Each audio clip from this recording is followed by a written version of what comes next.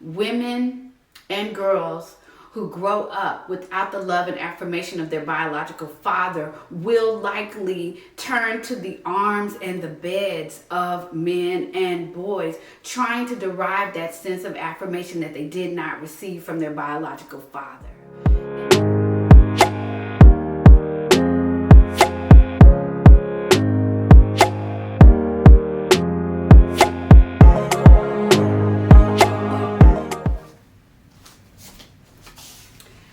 Hey guys, this is a bit of a different video than I've done before. For those of you who are new to me, you don't know who I am, my name is Kia Stevens. I'm the author of the book, Overcoming Father Wounds, Exchanging Your Pain for God's Perfect Love. And I wanted to do a video. Well, I didn't initially want to do a video to talk about the Kirk Franklin documentary. I watched it several weeks ago and, grieved in a sense because it's really traumatic and painful. If you haven't watched it, definitely check out the link in the description section of this video because it's really a lot to take in as a viewer. I can't imagine living through it, but I was encouraged actually to do a video on my thoughts as it relates to this documentary because of the subject that I wrote the book about.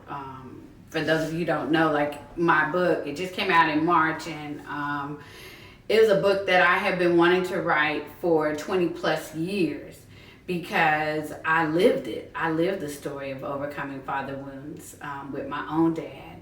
And so anytime anybody, anywhere in the media, celebrity or whatever talks about their father wounds, best believe somebody's going to reach out to me. In fact, with Kirk Franklin, when he shared, I guess a year or two ago or whatever, about forgiving his biological father, the man he thought was his biological father, when he was dying, and he posted this on social. So many people tagged me or shared it with me or sent me a direct message on social media to say, have you seen this? Have you seen this?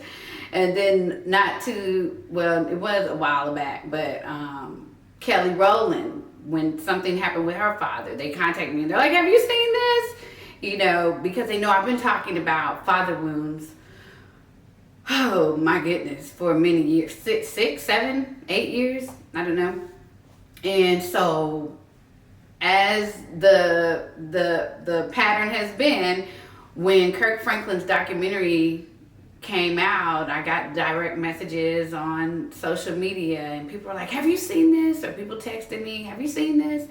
And so these are my thoughts about this documentary. I think the place that I would start is with the mom, because in the video, the mom refuses to accept the paternity results of the DNA test that indicate who Kirk's father actually is. And she's clinging to another gentleman who's deceased that she believed all these many, many years that was Kirk's father. And the question that I had, first of all, that was very painful to Kirk. Obviously, the one thing he desired was to confirm through his mother, yes, this is your father. He just wanted truth. He just wanted that, and that is a realistic request. It's not a lot to ask. And so when pitted with these two options of either you tell me who my father is, or as a boundary for myself, I can't be in relationship with you, she chose to cling to this man and not have a relationship with her son, which is a lot. As a mother, I'm a mother, it's a lot to think about somebody doing. But one of the things I thought about, the question that I had was, where is Kirk's mother's father? Was he in her life? And I don't know. I don't have those details, and I don't want to assume.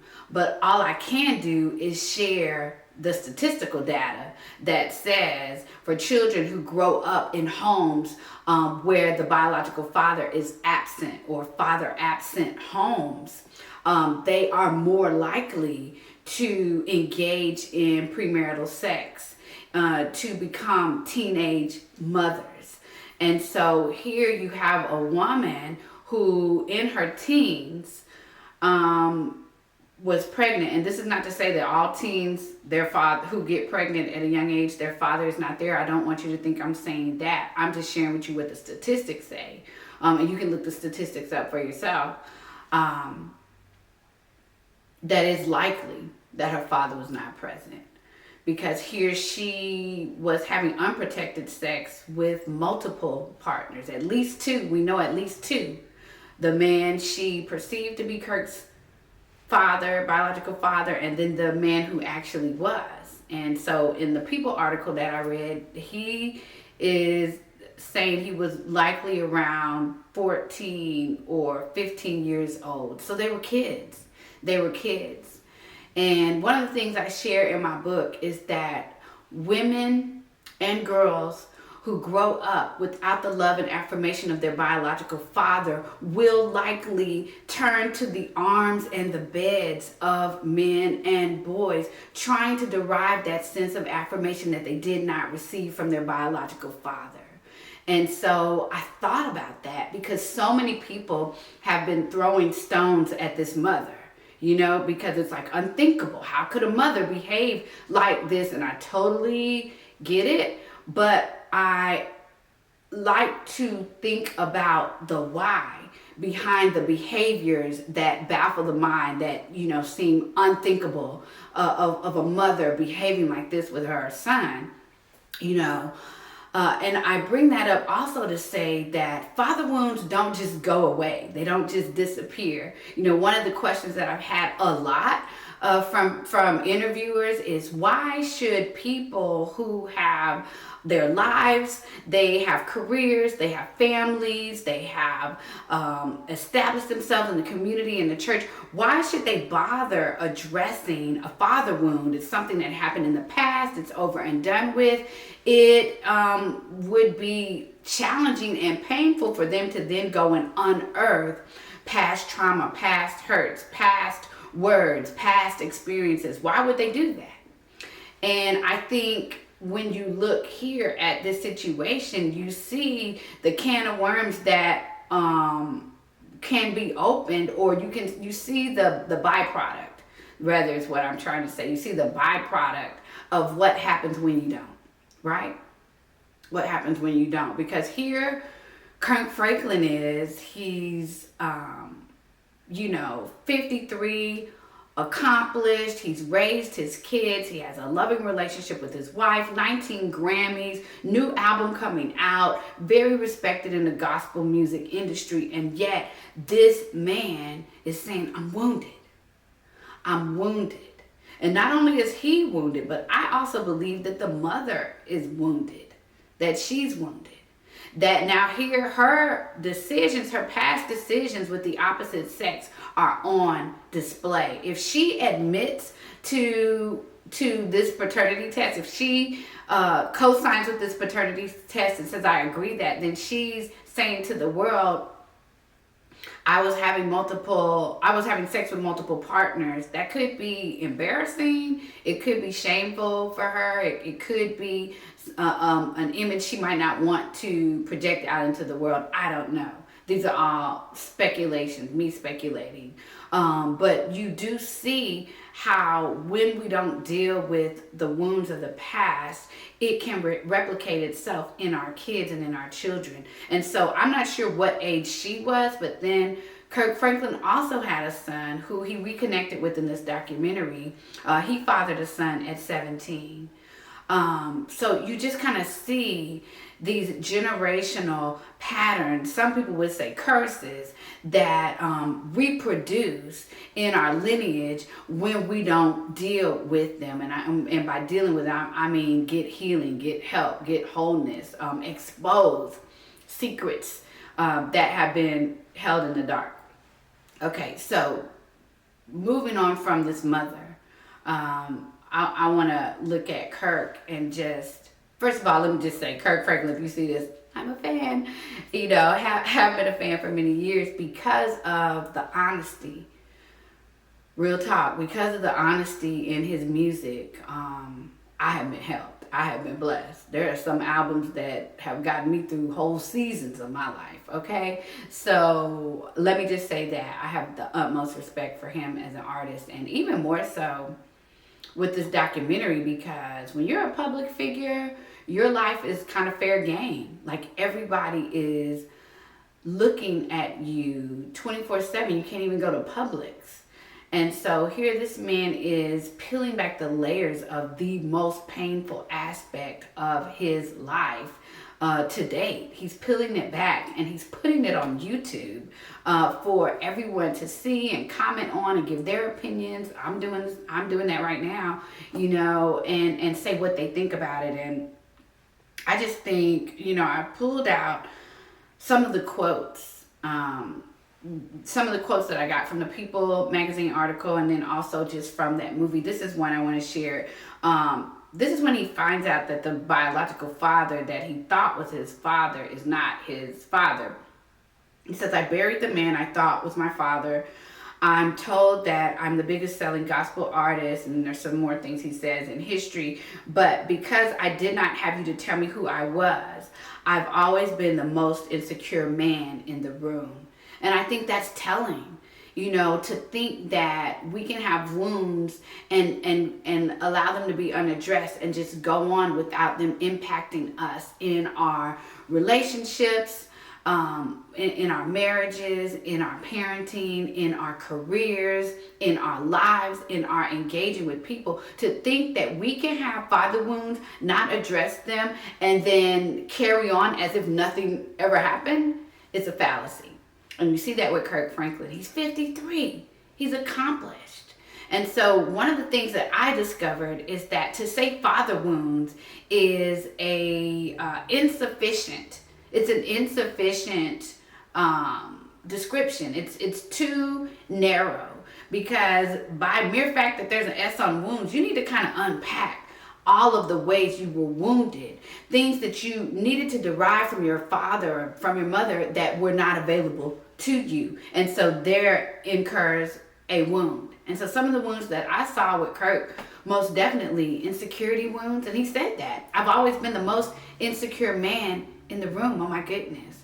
I saw abandonment wounds because he was very abandoned. He spent a lot of time alone as a child. He saw his mother from time to time, and he saw the man he thought was his father just a little bit, and then they started to show up more when he experienced success. But abandonment wounds, rejection wounds.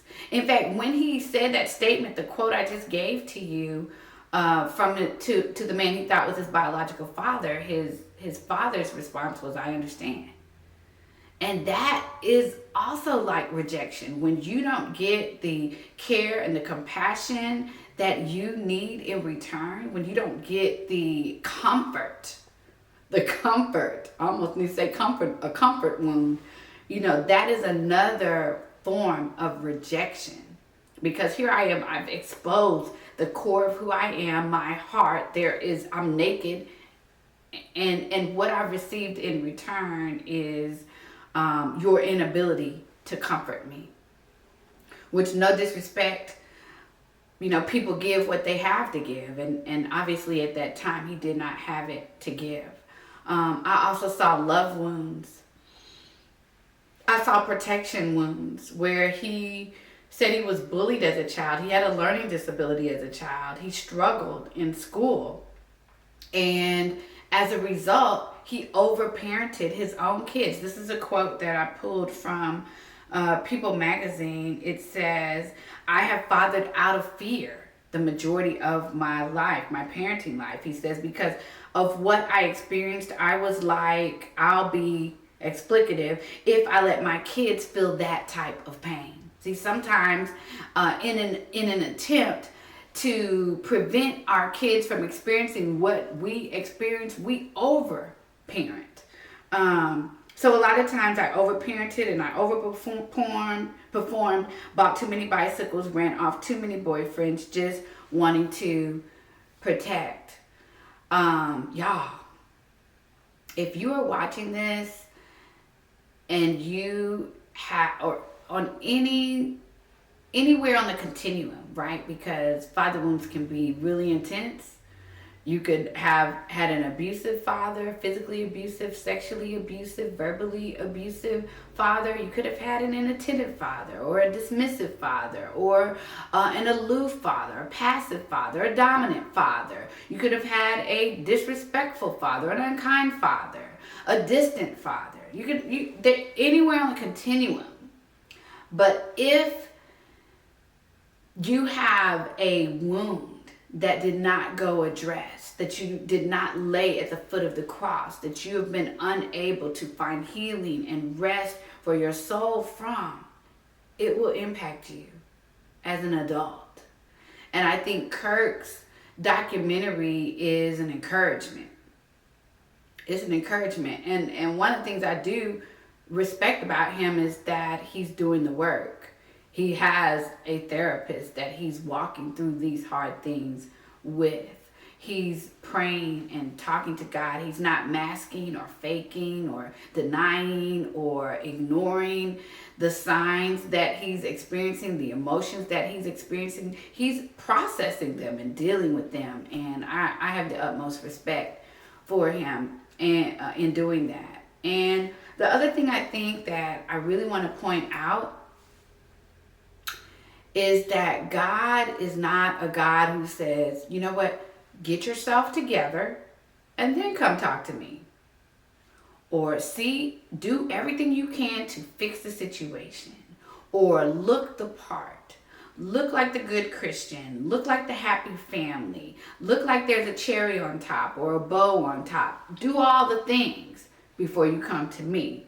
Because I'm the God that doesn't deal with the messiness. I'm the spick and span God. I am the Mr. Clean God. Everything is pretty and pristine and fixed up and all together over here. So don't bring your mess to me. But I think what we see in this documentary is, no, that's not who God is. God is the God of the people with messed up lives. God is the God who steps into our mess and he's saying, I'm right there with you. I'm right there with you in the brokenness. I'm right there with you in the wounds. No matter how many wounds you identify, love wounds, identity wounds, protection wounds, insecurity wounds, any type of wounds that you are experiencing, I'm right there. I'm right there to dry your eyes. I'm right there. I'm concerned about every single tear that you cry. I'm right there when people disappoint you, people that you are looking to for compassion and for comfort and for love. When they are not there, I'm right there. That is what I feel like I'm seeing in this documentary, is that God is the God of our messes. Is that not good news? That we don't have to have it all together. We don't have to have everything fixed up and prettied up. And I really appreciate Kirk peeling back the layers, the messy layers. And the documentary, when it ends, there is no happy ending. There is happiness and there are good things that you can glean from it and that you see. But as far as everything being fabulous, no, that is not this documentary. I appreciate him for that. And into that, we see the power of God, because those are the types of circumstances and situations that God works in. The messy, the complicated, the difficult, the open-ended, the unfinished, right? And I guess if there's any place that I would end my brief commentary on Kirk's documentary, it would be with Psalms 147, Psalms 143 and 7. Y'all should have paid attention to the scripture before I sat down for this. But it's the scripture that says, he heals the brokenhearted and he binds up their wounds. I don't know who you are or what your experience with father wounds is. But what I can say to you is that however many wounds you identify in your life, God is capable of healing every single one of them, right? That God is capable of healing your love wound, and God is capable of healing your insecurity wound. And God is capable of healing your protection wound and your rejection wound and your abandonment wound and your trust wound and your identity wound. If you are saying, my father never told me who I am, I don't know who I am, God can tell you who you are in him. And so I hope that that is an encouragement to you today, as we reflect on this powerful documentary by Kirk Franklin, Father's Day.